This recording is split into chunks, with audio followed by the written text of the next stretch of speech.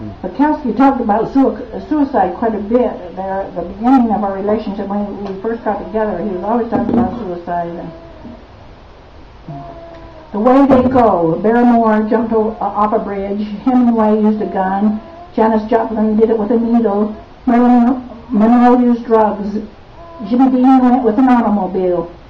Eve's husband hanged himself in the garage on her birthday, a present when she opened the garage door. It was the only day she parked on the street.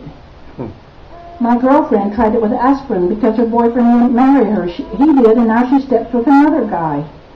Don called me to say goodbye forever 5 times. 2 young lovers in the next town put a hose in the car from the exhaust because their parents wouldn't let them marry. Peter Buell went under the Christmas trees. Sylvia Plath made the top 10 list with gas.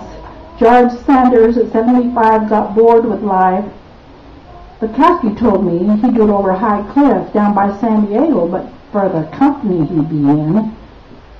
I grant there is despair, grief, hurt, sickness, pain, and reasons, and also there is self-pity and wanting someone somewhere to hurt when they hear wife, friend, boyfriend, sister, lover, or mother. There is a desire to make shocking news. Suicide somehow is playing dirty, even if you're only doing it to yourself.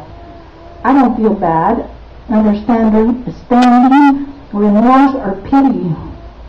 Stunned, yes, but most of all, I feel angry. Anger is what I feel. I'm still mad at Jimmy Dean after all these years. I'm mad at Marilyn Monroe and Janis Joplin. I'm mad at Hemingway. I wanted to read his book on craziness and old age. I'm mad at all of them, including John Bryan. I don't know when I'll get over the insult.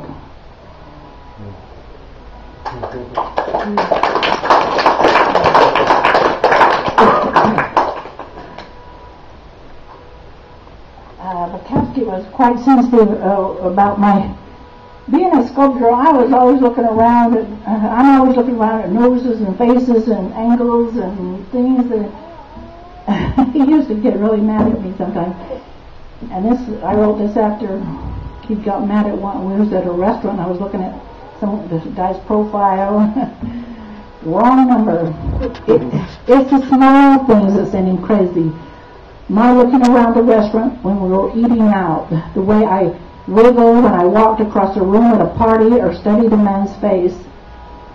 In the car, putting my arms on the front seat for support too close to the driver's back. Or how I leaned over a man while talking to his wife about their baby. Going into a neighbor's apartment to see puppies and noticing he used colored lights in his bedroom. Asking the colored man how he caught fish in MacArthur Park. It was cheese. The way I laughed or smiled when a stranger talked to me. But it was the wrong number that finally got to me and sent me down the road 600 miles. I couldn't see the wrong number. I made the best love I knew how to make just that night. And if he couldn't feel it, trust it, and believe it, I thought it's best to go with the wrong number. Dialing somebody from San Francisco, do not try dialing more carefully next time.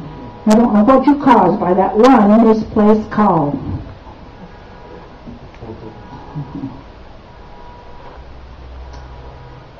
It's the worst thing, so I'm away from him now, and it's the worst thing to let a good love go for reasons beyond feeling like pride, freedom, and not to be second to the great humble man. It is the hardest not to be dominated in the name of love when love is twisting in your belly like a winged snake. Not to let weakness use love for the rock to hide under. Do you ever get over a great love lost even for the right reasons?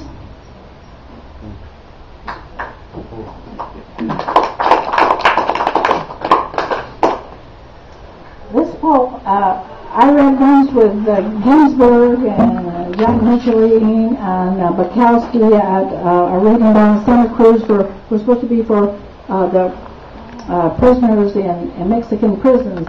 I don't know how. Come to find out, they didn't make much money from this reading, but they. Anyway, this one, in those days it was a little shocking, but nowadays it's not. I don't think. A cup. What is it? It goes up, it goes down, it goes in, it goes out. Plop, plop, plop. What's that? There's nothing that important about going up and down and in and out and shoot. Nothing that important about going up and down and in and out. It produces a few seeds that can grow into a million babies. And he wants one more. The most important thing it does is pee, and that's hardly normal. A cup is nothing but a cup, and it's soft. It looks like an overgrown young creature, and when it's hard, it looks like an over-healthy mushroom. Why do you think it is so important? I'll never know. They want you to look at it, pet it, kiss it, love it, suck it, even treat it like it's got a mind. When all on earth it can do is go up and down and in and out and shoot over juice. Juice that isn't even tasty. Oh, it might have a few proteins, but you couldn't sell it even to a health food store, and they drink everything. And the worst part, if the juice gets inside, it produces something like the big daddy it came from, the one that continues to say, Mommy, look at my baby, it's hard to eat. Even at the age of 2, a cock is a cock and nothing more.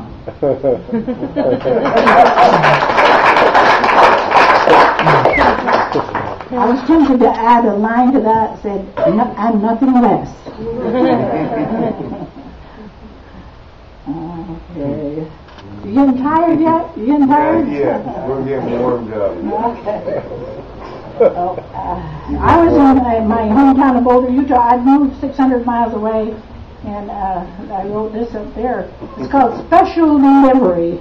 He informed me of his new love by special delivery. 2 weeks after I left Los Angeles, she's very kind to me, he said. It's the same woman whose phone number he asked for with me on his arm. Phoebe always did want a kind woman, and no man is more deserving, for after all, he's one of the kindest men in town. He never says a cruel word about anyone. But I do think I could have waited for regular mail to hear this news. Only a truly gentle-hearted man would think of special delivery.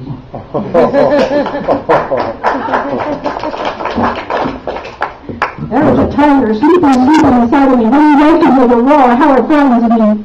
What is it he wants? Is he crying to be free? I can't let this tiger out. He may be savage. He may kill a child. I have to make him stay. Try and make his spirit mild.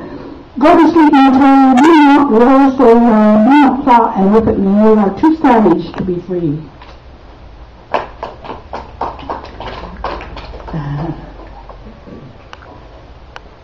Don't mind. Okay.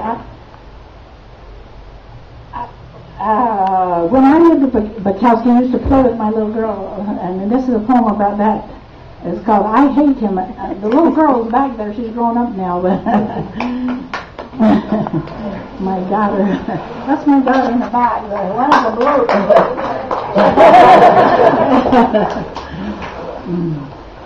He delights my little girl with his imagined walking board, which she halfway believes. Gooby gooby is a magic word to stop the walking board from walking. He chases her through the house until she is cornered and squeals the magic word. Now she brings out a real board and she hits him until he yells, Gooby gooby. And then they play Don't Move. She keeps saying, I'm not ready. Her laughter sounds like bubbles when she finally has to move. Yet no matter how much fun she has with him, she always said, he's got a beard and I hate him.